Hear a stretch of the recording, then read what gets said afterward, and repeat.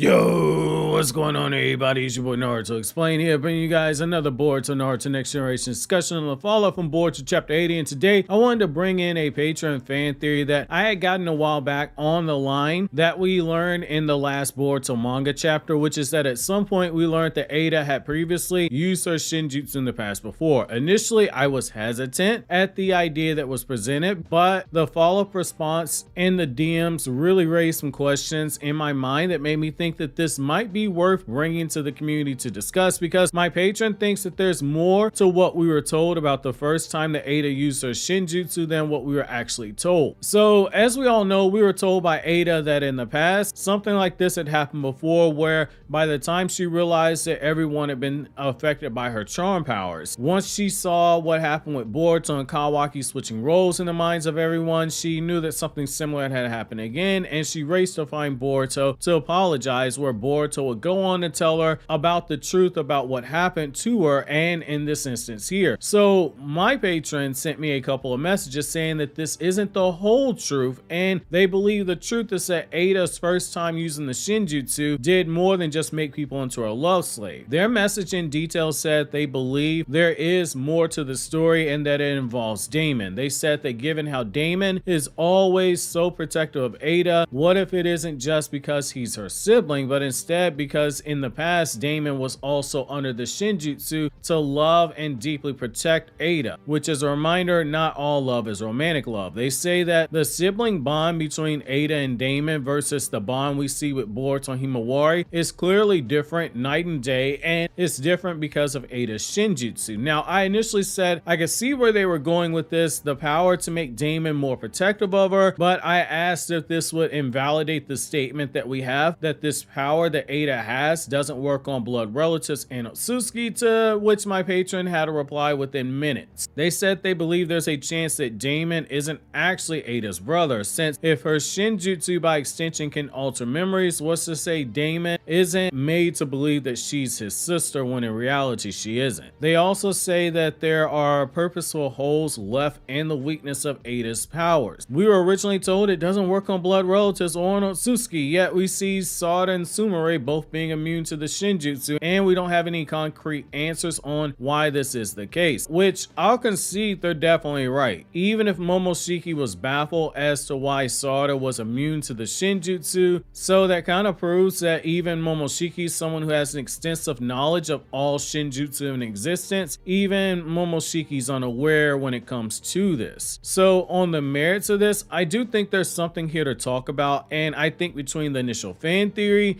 some of the points we'll raise here in today's video, and you guys down in the comment section, I think we can potentially make sense of this, and if we don't crack it, we might at the very least discover a breadcrumb or two that leads towards the truth. So one thing I did always think was odd is that once we got the initial official colors of Daemon, his hair color was not a vibrant shade of blue like with Ada's, and it made me think that, hey, this might have been the case here. You'd think that since they were siblings, their hair color would be similar, but then I thought about how colors are mixed. Blue and yellow can make a green color, and Daemon's hair color is a turquoise type color, so it's a bluish green, and he has the same pinkish color hair strand in his hair as well. So I kind of just accepted his face value, thinking until we see what their parents look like, we just have to actually roll with it, because there are similarities even though their hair is not one-to-one the same. For all we know, one of their parents could be blonde, the other one could be blue, therefore that's why their hair color is like how it is. Given how overpowered Ada's shinjutsu is, could we see her make someone who isn't a blood relative think otherwise? Yeah, and I mean, we know Kishimoto as a writer loves the whole orphan trope, so the idea of Ada having been an orphan at some point, wanting both romantic love and love from a family member, it could be something that works, but I think if we stick to the Patreon fan theory, we have to go in a different direction, or rather we have to consider a different direction. Daemon is very likely her brother. I don't think that's up for debate at all. I feel very strongly on that. I'd wager if they did a DNA test, it would say it's a 99.99999% DNA match. However, my patron's point about Boruto and Himawari's sibling relationship being different than the one Daemon and Ada have is what made me pause and ultimately bring this to you guys to discuss. Daemon is protective of Ada, extremely protective, but it also goes against what we were initially led to think when Ada first told Code to wake Daemon up. She was apprehensive, saying she was hoping to avoid waking up Daemon, saying that he's the one person besides Sasuke who can kill her, which many of us at the time wonder if this was having seeds planted for Daemon to eventually turn on Ada in the future. However, ever since then, since he's been out, he showed no real signs of malice towards Ada. He's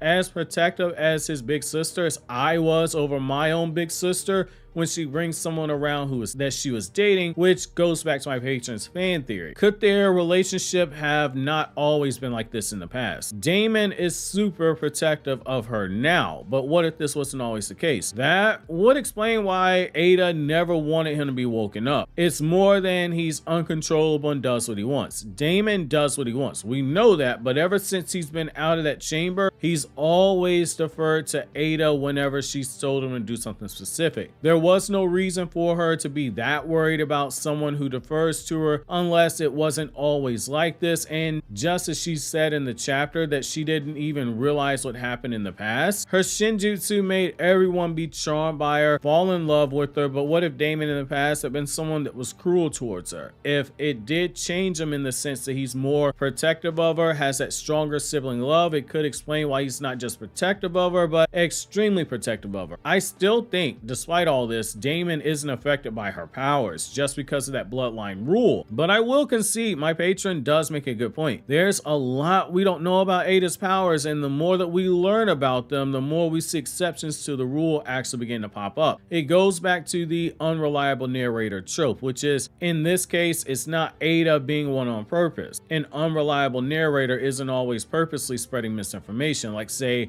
Amada or Momoshiki, where they purposely leave out details. I think it's Ada losing some of her credibility as a narrator as more time goes on, because there are things about her own powers that she doesn't understand, which makes a lot of sense. Before Amado got his hands on her and pumped her body full of ninja tech, she was just a teenage girl, just like how Kawaki was a small child. Neither of them asked to have their bodies modified by science to become cyborgs, which, for the people still confused, a cyborg is not the same thing as an android. Cyborgs are humans with biomechanical enhancements, whereas androids are literal robots who look like humans, but they're not actually human. When you add in on top of her having a body touched by some creepy old man who was shoving things inside of her against her will, he was also pumping DNA into her body, but not just any DNA. It was the DNA of Shibai Otsutsuki, a literal Otsutsuki god. So it does make sense that she doesn't truly understand those powers that she got, let alone how they actually affected those around her. That also explains why, as more time goes on, the more stuff regarding her shinjutsu we learn, that it opens up holes in how she told us how the powers work. I don't think it's crazy for a power to